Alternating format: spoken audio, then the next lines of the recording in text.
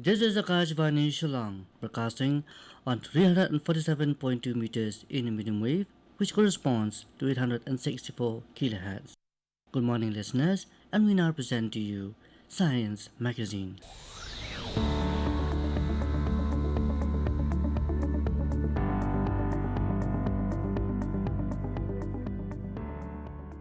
In today's edition, we have for you an interview with Shamita Chakraborty, a yoga instructor, on the topic One Earth, One Health. It will be followed by a talk on role of blood donor in our health care system by Dr. Lutika Nepram.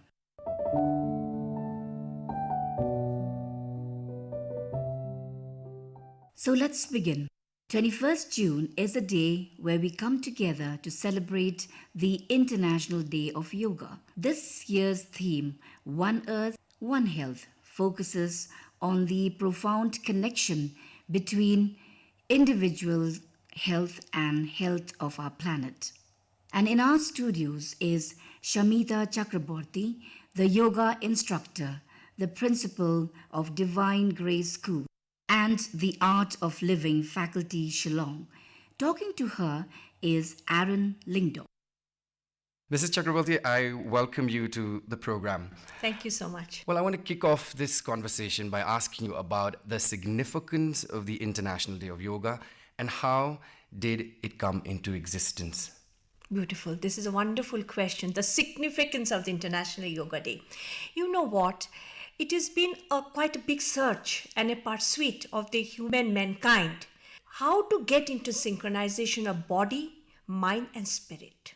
This is so important, and it's a common search, common endeavor to get into the feelings of a proper health, proper mind, proper awareness. So perhaps with that concept, with that thought, the whole world has thought ki let us have an International Yoga Day. How imperative and how important it is that we observe it? And in your opinion, what is the best way to observe Yoga Day? Actually, you know, it is so important to get into this day. That is why it is termed as a yoga day. What do we understand by yoga? Let us first know about it. Correct. It's an addition of body plus mind plus spirit.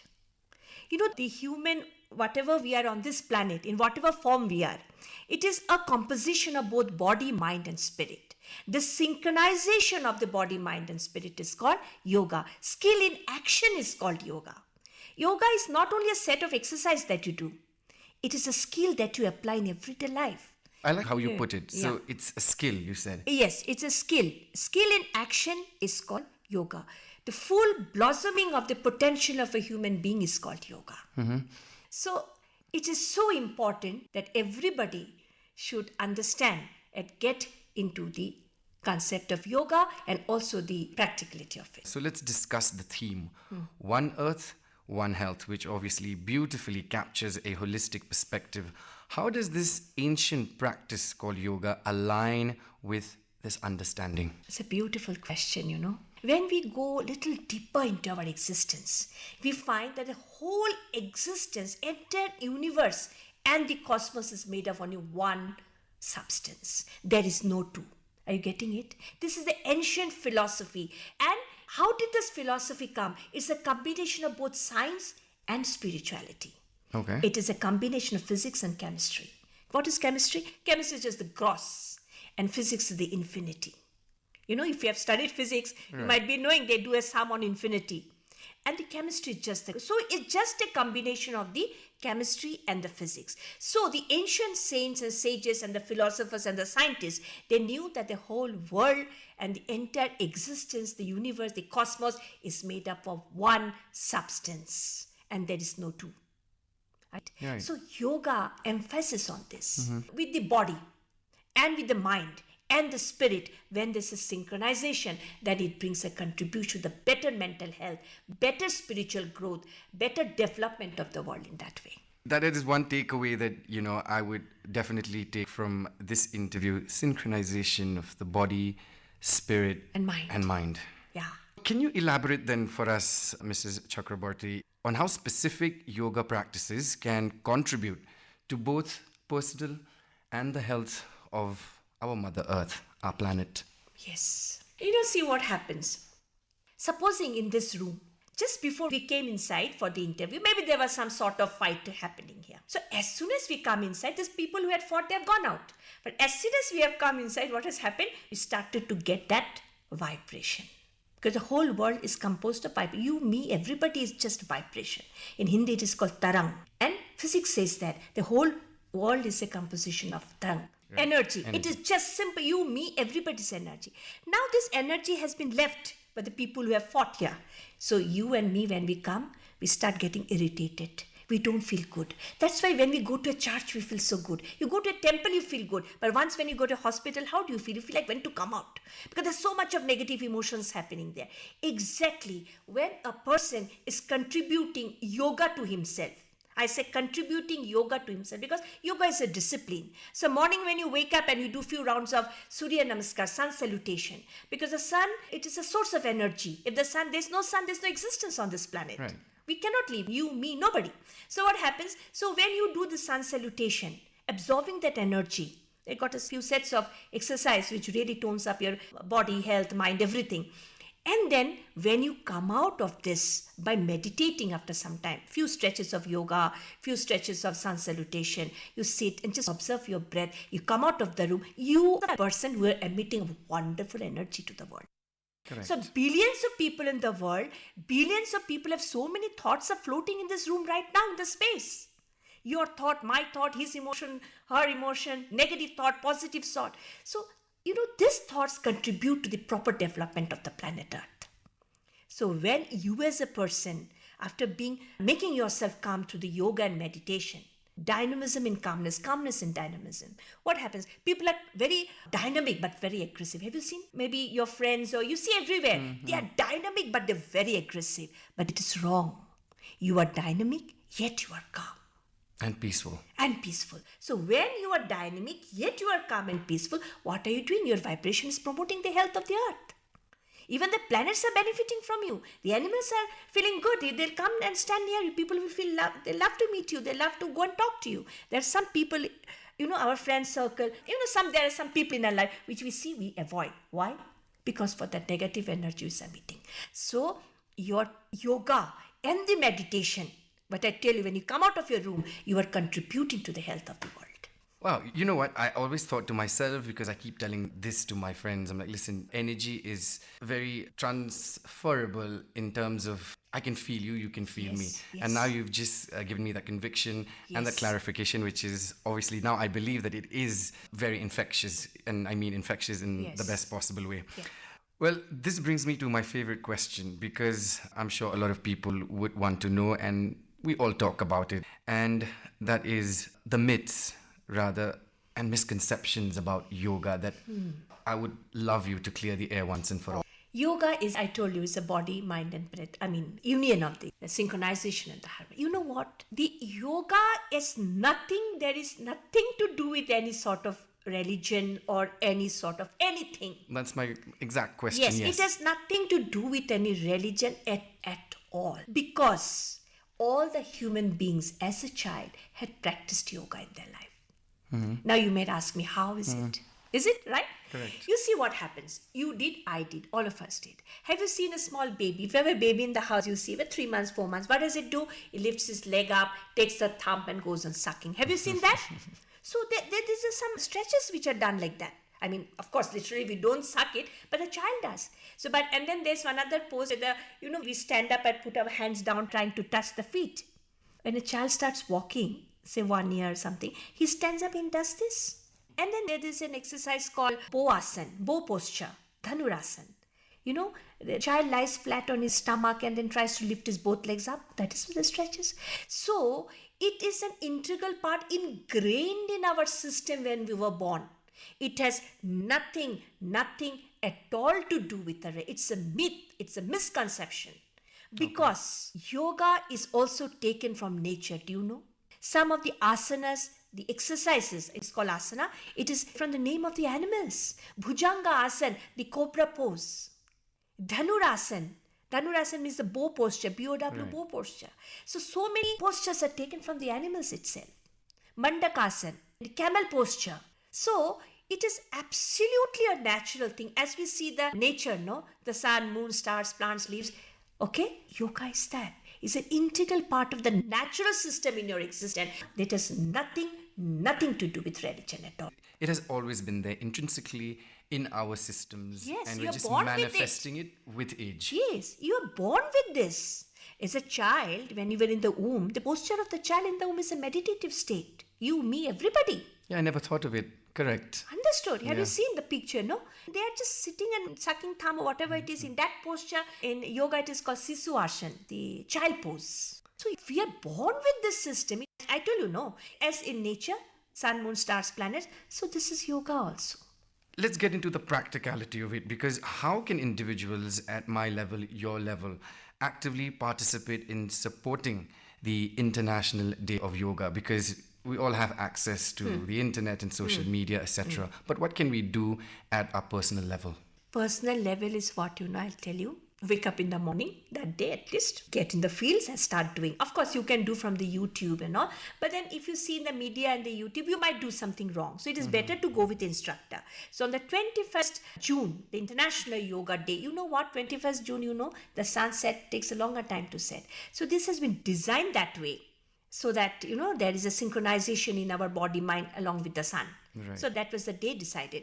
So the thing is that the question is like, okay, get up and wake up in the morning and just go out to the fields and start doing the yoga. So would that just be on specifically that day, or would you encourage and That suggest our is listeners to what- do it every single? That is what. Yoga is an everyday, as you brush your teeth every day, as you go to sleep in the night every day. Make it as a discipline in your life. So it should be inculcated every time, every moment Right. in the part of the day. One part of the day, one should really do the stretches and meditate. My favorite word right there, and that is self-discipline, because that will actually Yeah. take you further in life and achieve whatever you have to achieve. Tell us a little bit about some of the good qualities that one can imbibe, like you just mentioned, by regularly practicing yoga. The first quality that I've seen with people practicing yoga is an undying smile on the face. You've seen people, in a huge crowd, if a person is a practitioner of yoga and meditation, you can easily make out from the glow in the face and the smile. And the person who practices yoga is a multitasking. He can handle anything, anytime. And one thing that yoga gives a quality is to bring your mind in the present moment. It's very important. You see, what happens? Mind goes to the past, it travels to the future, everywhere. We are talking maybe now, this moment, but you do not know what is happening to your mind. Maybe, okay, I'll ask her the next question. And what will you ask me? Right. See, you are going to the past, I'm going to the future. But the main thing of the yoga that does, it helps to bring the mind in the present moment. And I think this is one of the best quality one can really get by practicing yoga. And of course, gut, good health, your liver, your pancreas, your lungs, everything happens. And with yoga, what happens? A person's mind is in the present moment and he is 100% in what he's doing. Be 100%. Be 100% means you are doing your best in the present moment. You are neither thinking of the past, neither thinking of the future, or neither think what the result it will give you. It is the now. Yes, you're physically, mentally, spiritually, emotionally, you are in this moment, and that is yoga. And this is one of the greatest quality that comes from yoga, is to put the mind in the present moment and to be 100%. Ma'am, let's get a little bit into, we've spoken a lot of yoga and other things around it. I want to know from you, how has yoga shaped your perspective and your personal life over time since you've started practicing? Amazing. The day I started with yoga, I was interested, of course, but then how it was like before the International Yoga Day came into being and all this stuff. People were into aerobics and lot of things. Well, aerobics was there, my lifestyle. I did lot of aerobics, but it could not calm my mind. But then when I started doing yoga and practicing meditation and the Sudarshan Kriya from the Art of Living, I'll tell you a secret, I never looked back to Nice. all the negatives, the negative state of mind or the emotional trauma or anything that happens. And then it has really shaped my personality. Why, I'll tell you, it has helped me to put my mind in the present moment, number one. And I am being 100%. Now, as I'm speaking to you, I am totally with my body, mind, and breath with you. I can see that, I can feel that. It is completely that, This moment, my mind is totally here. So it has shaped me in that way. Another thing that has helped me is the multitasking, but yet with calmness. You'll always see me doing so many activities, but nothing agitates me. If someone tells me something also which is off, mood is off or something, but I know this formula. It is to respond, not to react. This yoga does is to act but don't react. If the world comes to know of this knowledge, I'm telling you, act but don't react. Without reaction, response, half of the stress from the people's mind and body is gone. So, yoga has really, really contributed to my life, especially the meditation. Well, my final question to you, Ms. Chakraborty, and that is, what's your advice to our listeners who wants to integrate this One Earth, One Health philosophy into their daily lives through yoga? You've already touched on it earlier, but I still want to hear it from you. Yeah, this is a beautiful question. We human beings on this planet, we believe that so. Even in Christianity, even in Hinduism, even in Islam, Zoroastrianism, anybody, we believe that we are part of the bigger consciousness. And what is that bigger consciousness? That bigger source of light, which we call God. Right? We are part of that. We are the children of that light. Mm-hmm. So we are actually inborn, we have those qualities in us. We already have, but due to our mechanical style, due to the anxiety, the problem, the stress that we encounter, so deepen the roots and broaden the vision. People should go back to the call of nature. Waking up in the morning. What do people do? Whole night Facebook, whole night Instagram, whole night WhatsApp. 2:30 in the night they're sleeping. 4:30 they're going to bed. 5 in the morning they're taking burger. 5 a.m. wake up in the morning. But have you seen the nature? The sun doesn't wake up at 12 o'clock in the noon. Have you seen the bird waking up and chirping in 12 o'clock noon? No. It wakes up early. See that synchronization. That is yoga. Are you understanding? So, the contribution that we can, to have that concept of one world, one family, one art with good health, is that a little bit of meditation and introspection. Because when people will get disciplined in their inner self, inner being, automatically the world will be a better place to live in. Well, wise words there from my guest. By the end of it, it is crystal clear that yoga offers a holistic work for understanding and acting upon the interconnectedness of our individual health and the health of our planet. And by cultivating inner harmony and mindful awareness, we can contribute for ourselves and, of course, the future generations. I'm Aaron Lingdo, and on behalf of the entire team, I'd like to thank my guest, Mrs. Samita Chakraborty, for her time and the insightful conversation. And thank you so much. It was nice talking to you. Thank you so much, ma'am. Likewise. Thank you. Listeners, that was an interview on One Earth, One Health with Shamita Chakraborty, and the interviewer was Aaron Lingdo. Continuing with our Science Magazine program, we now have Dr. Lutika Nepram, Chief Medical Officer, Department of Transfusion Medicine and Blood Center, Negrams, sharing with us the critical role of how blood donors contribute to our healthcare system. A very good morning to everyone listening. Today, I want to speak to you all about a certain group of people whose contributions often go unnoticed, yet their actions leave a huge impact on the lives of people whom they help, the blood donors. At the outset, I would like to mention that blood is life. Lack of blood is not compatible with life. In spite of all the amazing and rapid advancements in science and technology, mankind has not been able to find replacement of blood with all its life-sustaining properties. Thus, the only source of blood is from donors like you and me. Blood donors are the cornerstone of the functioning of a blood center. Without the blood donated by them, the blood center cannot perform its function of providing blood components to those in need. Thus, blood donors play a crucial and irreplaceable role in our healthcare system. They selflessly donate their blood without coming into the glare of everyone, yet make a huge impact in the life of a person who needs the blood for his or her survival. These may be patients undergoing surgery, a victim of an unfortunate accident, a mother facing complications during childbirth, or even a patient who is battling cancer. Then there are certain groups of patients whose survival is dependent on regular and frequent transfusions like thalassemia, sickle cell anemia, and many blood disorders. Now let us see who are eligible to donate. A blood donor undergoes a strict screening process. This is essential so that no harm comes to the donor nor the recipients of his or her blood. There are different deferral criteria which may be either temporary or permanent. In general, any healthy person between the ages of 18 to 65 years can donate, with first-time donors up to the age of 60 years. Weight should be more than 45 kilos. The hemoglobin should be equal to or more than 12.5 grams per deciliter. A man can donate every 3 months, while a woman can donate every 4 months. An amount of 350 ml or 450 ml can be collected based on the weight of the donor. So blood donation is a very simple process which takes approximately 30 minutes.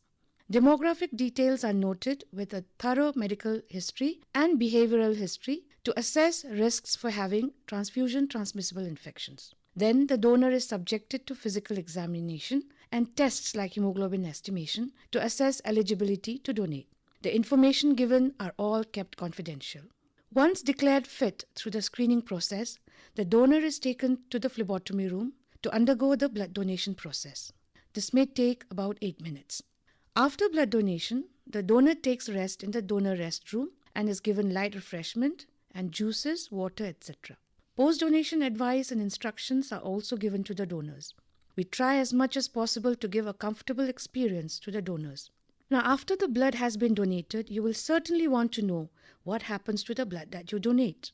Well, the blood unit is separated within 6 hours of collection to make components like packed red cells, platelet concentrate, fresh frozen plasma, and cryoprecipitate.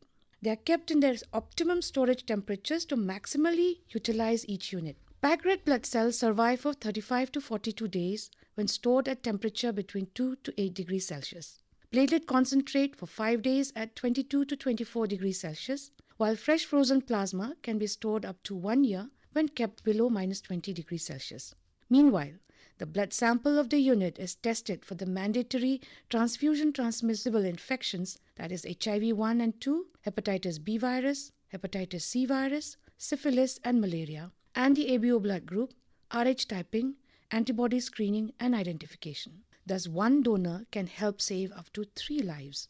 Now, taking this opportunity, I would like to address just a couple of myths associated with blood donation. That is, blood donation makes a person weak or a man impotent. This is not the case at all, and definitely blood donation does not make a person weak or a man impotent. I'm sure you have never heard of such a case, as it is totally untrue.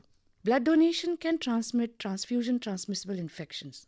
Well, the needle and the blood bag used for collection of blood from a blood donor is for use on a single donor and cannot be reused. Be rest assured that transmission of transfusion-transmissible infections is not at all a possibility. There have been instances, to quote here one, when a patient, a mother during childbirth, received almost 60 units of blood to be saved. If it was not for your blood, child and the other siblings would have grown up without a mother, which would have been heartbreaking and a disaster for the family. I would like to emphasize here that a regular and stable supply is essential to ensure that many of the major medical procedures, like major surgeries and transplants, can be carried out and ensure preparedness for public health crises and natural and man-made disasters.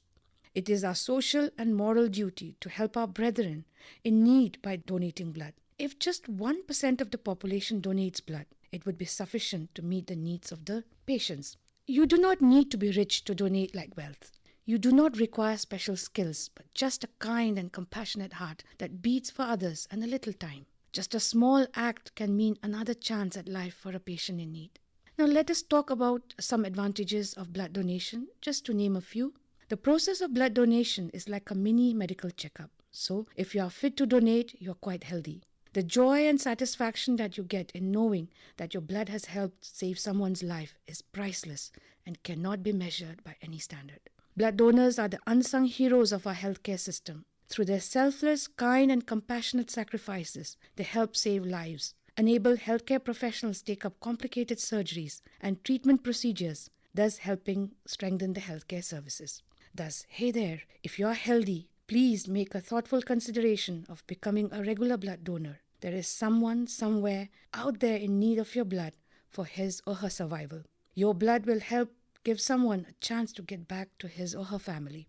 I would like to mention here that the 14th of June is celebrated as World Blood Donor Day all over the world to commemorate the birthday of Dr. Karl Landsteiner, the father of modern transfusion medicine, who discovered the ABO blood group system. Be a part of this movement to achieve 100% voluntary blood donation rate in our country so that no patient is deprived of blood nor make his or her relatives run to hunt for donors. God has given us blood freely, and let us give our blood freely. Thank you all for your selfless sacrifice. I hope my motivation will bear fruit. Thank you all for giving an ear to this message. Thank you.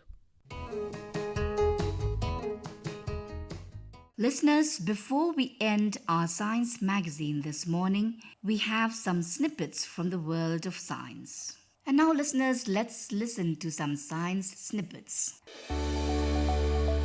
The hunger switch in your nose, how smells tell your brain to stop eating, how the smell of food triggers brain cells that make mice feel less hungry. A team of scientists have discovered a direct link between the smell of food and feelings of fullness, at least in lean mice. This brain circuit, located in the medial septum and triggered by food orders, helps animals eat less by making them feel satiated even before taking a bite. But intriguingly, obese mice lacked this response, highlighting how excess weight may interfere with this satiety mechanism. The finding could have major implications for how we think about the role of smell in appetite and offer new strategies to combat overeating. New MIT study reveals how biofilms help stop microplastic buildup. Biofilms deposited by living organisms reduce the accumulation of small particles, while areas of bare sand can be microplastics hotspots. Where do microplastics really go after entering the environment? MIT researchers discovered that sticky biofilms naturally produced by bacteria play a surprising role in preventing microplastics from accumulating in riverbeds. Instead of trapping the particles, these biofilms actually keep them loose and exposed, making them easier for flowing water to carry away. This insight could help target cleanup efforts more effectively and identify hidden pollution hotspots. Ginger versus cancer. Natural compound targets tumor metabolism. Suppression of de novo fatty acid synthesis with ethyl p-methoxycinnamate found to inhibit tumor cell growth. Scientists in Japan have discovered that a natural compound found in a type of ginger called kenker can throw cancer cells into disarray by disrupting how they generate energy. While healthy cells use oxygen to make energy efficiently, cancer cells often rely on a backup method. This ginger-derived molecule does not attack that method directly. It shuts down the cell's fat-making machinery instead, which surprisingly causes the cells to ramp up their backup system even more. The finding opens new doors in the fight against cancer, showing how natural substances might help target cancer's hidden energy tricks. Dear listeners, that's about all in our Science Magazine program this morning. Till we meet again on another first and third Tuesday of the month. It's bye-bye for now. Listeners, you were listening to Science Magazine. This program came to you from the station of Akashvani Shillong. This is Akashvani Shillong.